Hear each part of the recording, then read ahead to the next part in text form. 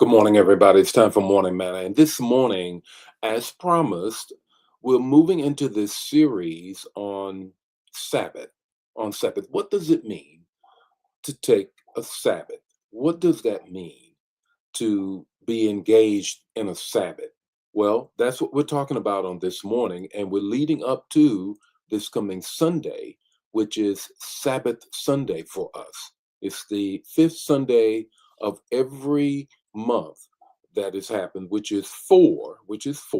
We will have a Sabbath. And what does that mean? We're going to drill down deep into that. We're going to drill down deep into that. So, want to share that with you on this morning and got a word for you on this morning. You can be sure of that. All right, here we go. Let's get our audience together and then we're going to get into it. It is Memorial Day, and I do want to acknowledge those who have given their lives for our freedom. And so, shout out and just a memory and reflection on all that people have given their lives for the freedoms of our country and wear the uniform then and now. So just want to shout that out on this morning. This morning, as I said I would do, it's all about logged off to lock in. That's today. But every morning this week is really going to be teaching you and me about what does it mean with respect to taking a Sabbath. Now, I'll be honest with you. I'm a boomer. I just believe in grinding. I believe that if you're going to get somewhere, you got to get up and get at it, and not giving up and just leaning into it. And my kids say, Dad, you need to turn off sometimes. Well, I'm learning how. I don't know how yet, and this is going to really bless me. It's going to help me get there, and so I believe it will help you as well. And this morning, it's all about logging off. It's all about logging off. That's this subject this morning. But every morning, I'm going to be drilling down deep on this whole thing about Sabbath. On this whole thing about Sabbath. So I thought, okay, let me just kind of wear something that reminds me of that when our pastor's retreat is at the Hilton Head for the past 3 years, and up this coming year, though it's going to be down in Florida. But nevertheless, I had to get my mind into that whole piece. What does this Sabbath mean? Does it mean I'm just not going to church? What does it mean? Well, we're going to get into the word on this morning. And let me greet some people right quick and then get into the word. Good morning, Gerald. How are you? Good morning, Arlene. How are you? Good morning, Elder Mobley. How are you? Dawn, how are you? Thelma is in the house. Annette is in the house. Michael is in the house. Got to get those names from you because we're going to drill down and be evangelistic at the base for sure. Good morning, Liz. How are you? Deborah, how are you? Yvonne, how are you? Deborah, I didn't get my picture. Got to get that picture. Brother Nesbitt, how are you? Thank you for serving on yesterday. Kimmy is in the house as well. The better half of the corporate household there. Good morning. Elder Jan, how are you?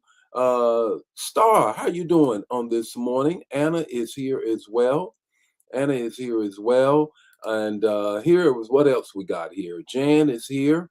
Elder Jan is here. Let's get right into this morning's manna, Elder Mobley. Let's do that because I want to share this. Good morning and welcome to Morning Manna, where in 5 minutes or less, you're going to get an impartation with the text, the talk, and the takeaway. Join the Morning Manna fam every weekday morning at 8 o'clock Central Standard Time. Don't forget to put in the chat the revelation that you get and share the manna. Now, let's get ready to have some manna so you can make it through your day. Good morning, everybody. Here we go with this morning's manna. And I'm really excited about what I want to share with you on this morning because it is really awesome. And here it is. Here it is. Logged off to lock in. Logged off to lock in. Here's the text.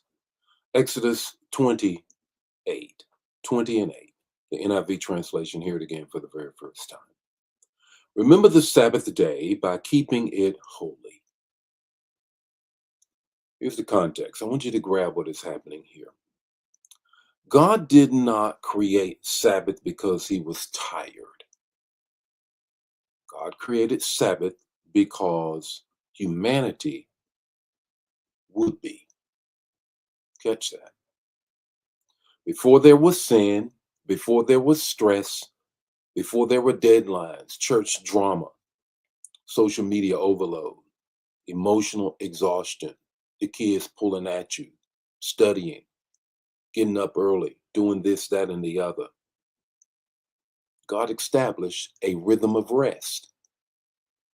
Notice that before all of this, he established a rhythm of rest. For everything was pulling at you. Sabbath was never just about stopping work or not going to church.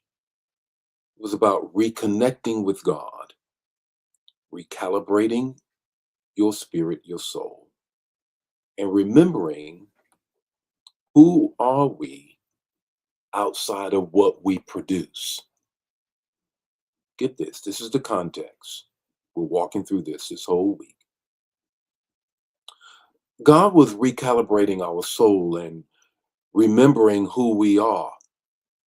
Jesus later reminds us that the Sabbath was made for man, not man for the Sabbath. Sabbath is not a bondage. It is a blessing. It's God's invitation to breathe again. It ain't the movie Exhale. It's the Sabbath inhale. Three things I want you to get with this. The first is disconnect. Disconnect. You cannot hear heaven clearly while drowning in constant noise.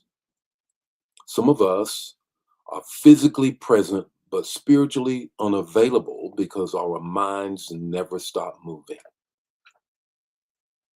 Okay? Sabbath teaches us to disconnect from the pressure to constantly perform, to constantly produce, and to constantly prove ourselves. I'm raising my hand. God never asked you to be available to everybody 24/7. He didn't ask you to do that. Sometimes the holiest thing you can do is put the phone down, turn the notifications off, and sit in God's presence. Delight. Number two, Sabbath is not just about rest from work, it is about discovering joy. The videos emphasize that Sabbath is meant to be a celebration, and I'll give you that clip as we go. Not punishment, a time to worship, feast, refuel, and delight in God again. Too many believers survive Sunday. Here we go. Talking to myself,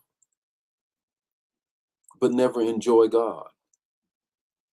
Real Sabbath reminds us that worship is not maintenance, it is delight.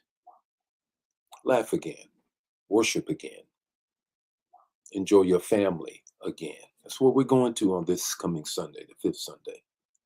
Enjoy God again. Not a routine, it's not a rut. Here's the third thing. Here's the third thing. Depend. Depend. Sabbath forces us to admit that God can run the world without our help. Oh, Jesus. He can. He can. He really can. He can get it done without our help.